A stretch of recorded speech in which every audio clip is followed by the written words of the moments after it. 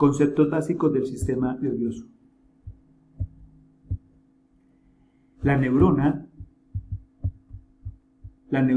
es la unidad básica y funcional del sistema nervioso.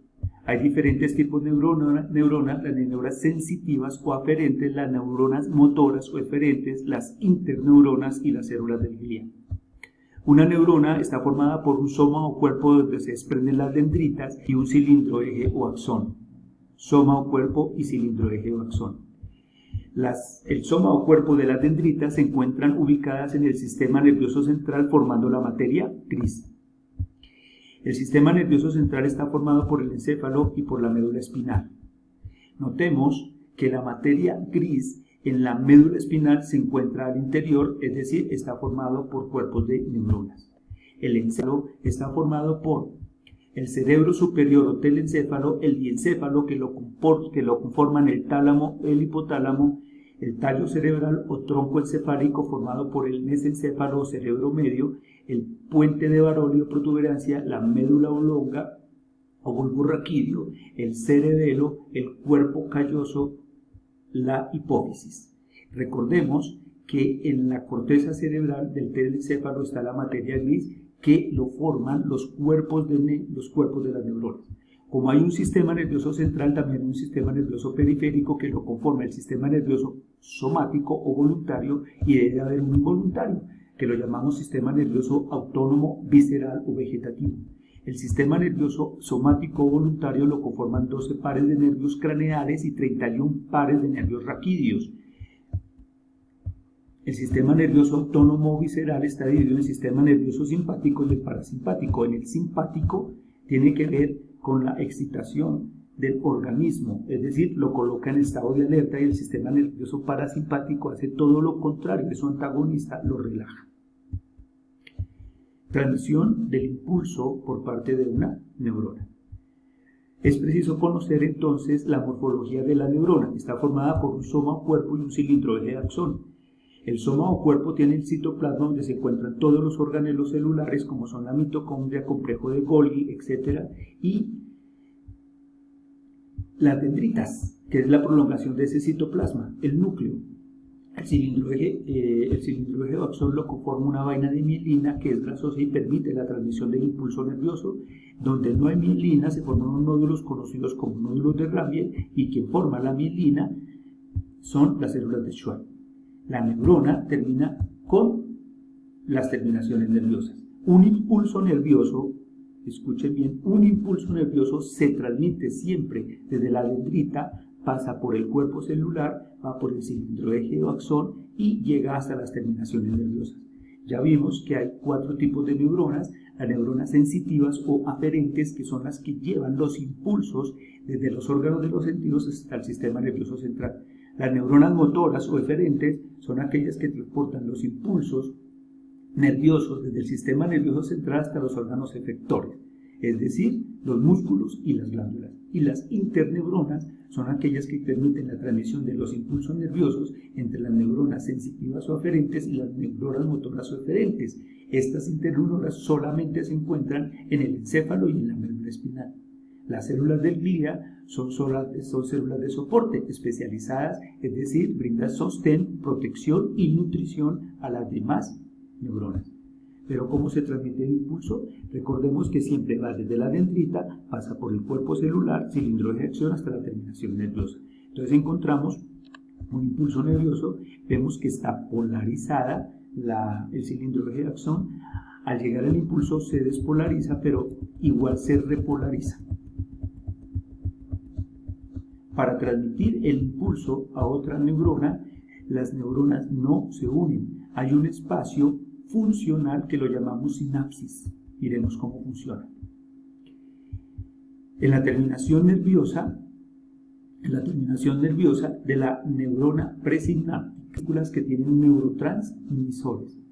Estos neurotransmisores son secretados a la sinapsis o al espacio funcional hasta que llegan al receptor de la neurona postsináptica, y de esta forma se transmite el impulso, despolarizando y repolarizando la neurona, y de esta forma se transmite el impulso nervioso.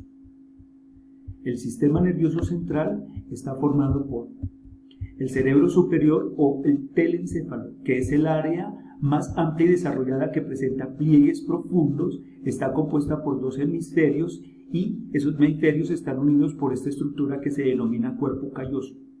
Su capa externa se denomina la corteza cerebral y es de color gris. ¿Por qué? Porque está formada por los cuerpos de las neuronas. Es la única estructura consciente del encéfalo, es decir, se ocupa de las funciones voluntarias, controla la mayor parte de las actividades físicas y es el centro de las actividades mentales, tales como la decisión, el lenguaje hablado, el aprendizaje, la memoria y la imaginación. El diencéfalo está formado por el tálamo y por el hipotálamo. El tálamo envía los impulsos sensoriales hasta la corteza cerebral. El hipotálamo es el rey de las funciones involuntarias, es decir, maneja el sistema autónomo. Controla el sueño, el apetito, la temperatura corporal y también la presión sanguínea. Influye en el sistema endocrino, pues controla esta glándula que es la hipófisis. Además produce las hormonas diuréticas y la oxitocina. El cerebelo tiene que ver con todo lo que es el movimiento muscular y el equilibrio. Además, participa en el control de la postura corporal y recibe información de los ojos y los oídos. El cuerpo calloso es el que une los 2 hemisferios cerebrales. La hipófisis, ya la vimos, se encarga de regular la actividad de las glándulas endocrinas, además está controlada por el hipotálamo. El tallo cerebral lo conforman 3 estructuras. La primera medio mesencéfalo que une el diencéfalo, o sea, tálamo e hipotálamo, con la protuberancia. Transporta los impulsos nerviosos hacia el tálamo y lleva los impulsos nerviosos desde el cerebro hacia la médula. La protuberancia o puente de Barolio es la unión de fibras nerviosas que enlaza las distintas partes del cerebro y la médula espinal. Y por último, el tallo cerebral está conformado por el bulbo raquídeo o médula oblonga, que está trabajando junto con el hipotálamo y es un área que controla la actividad afinada de muchos actos inconscientes. Es decir, están sometidos al control general del hipotálamo. Controla el centro respiratorio, el latido cardíaco, la deglución, la dilatación y contracción de los vasos sanguíneos. También controla numerosos reflejos vegetativos de protección como la tos, el vómito, el hipo y el estornudo. Todo el sistema nervioso central, es decir, el encéfalo y la médula espinal, está protegido por unas estructuras denominadas meninges. Aquí podemos ver una, que es esta estructura que se ve acá, que es la dura madre, que es la más gruesa y la más externa. La sigue el aracnoides, en este momento no se encuentra en la foto, y es la que contiene el líquido cefalorraquídeo, luego amortigua y lubrica el sistema nervioso central. Y por último, la apia madre, que está en contacto íntimo con los vasos sanguíneos. Encontramos un corte sagital del encéfalo, donde vemos el tallo cerebral. Aquí vemos el cerebro medio del mesencéfalo, la protuberancia o puente de Baroli, el bulbo raquídeo y la médula oblonga y parte de la médula espinal. El cuerpo calloso y parte del cerebro superior o telencéfalo. Un encéfalo completo donde están los hemisferios cerebrales unidos por el cuerpo calloso y el cerebelo y parte de la médula espinal.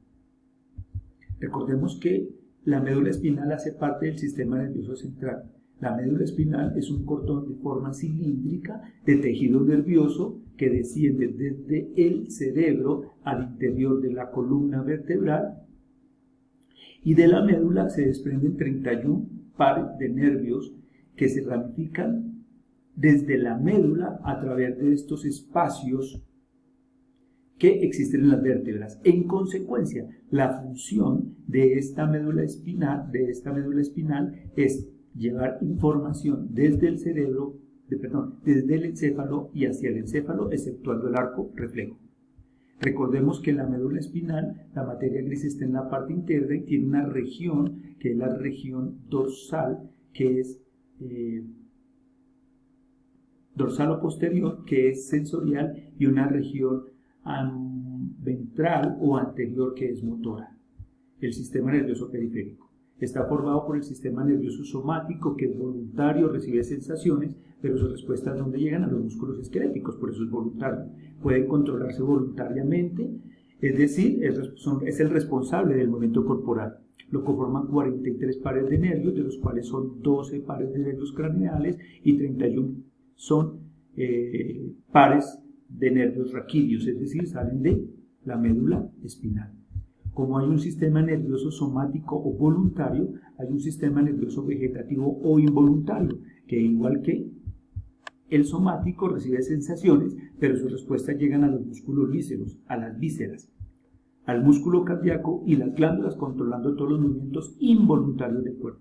Está dividido en el sistema nervioso simpático, que prepara al organismo para las situaciones de peligro, y el sistema nervioso parasimpático, que hace todo lo contrario, es antagonista, relaja al organismo y activa las funciones habituales del cuerpo.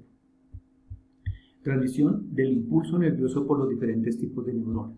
Recordemos entonces que el sistema nervioso está formado por el sistema nervioso central, formado por el encéfalo y la médula espinal, y el sistema nervioso periférico, formado por los nervios periféricos.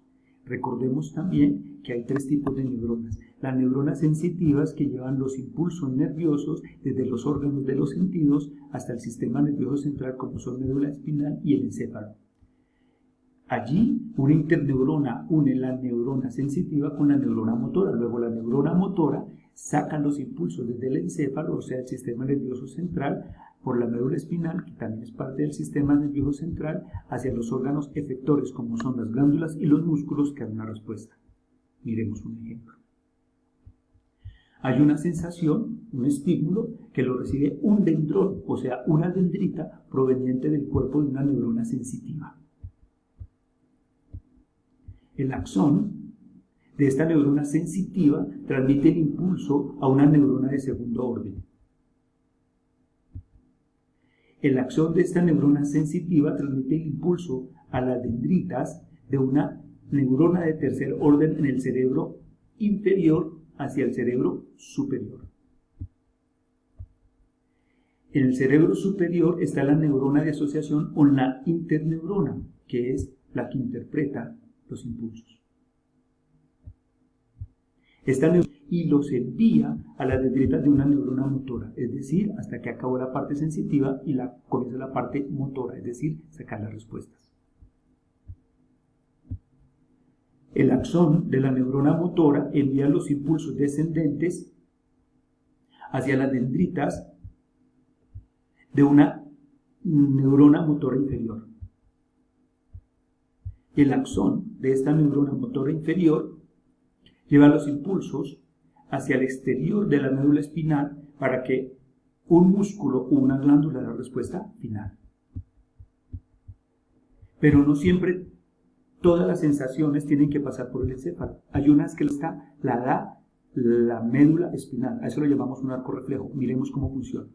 Hay la recepción de un estímulo. El dendrón o una dendrita de una neurona sensitiva lleva los impulsos hacia la médula espinal. El axón de una neurona sensitiva lleva los impulsos hacia el cerebro, o luego el acto reflejo es un acto consciente. El axón de la neurona sensitiva lleva el impulso a una neurona de asociación. El axón de una neurona de asociación manda los impulsos a las dendritas de una neurona motora. El axón de la neurona motora lleva los impulsos hacia el exterior de la médula espinal.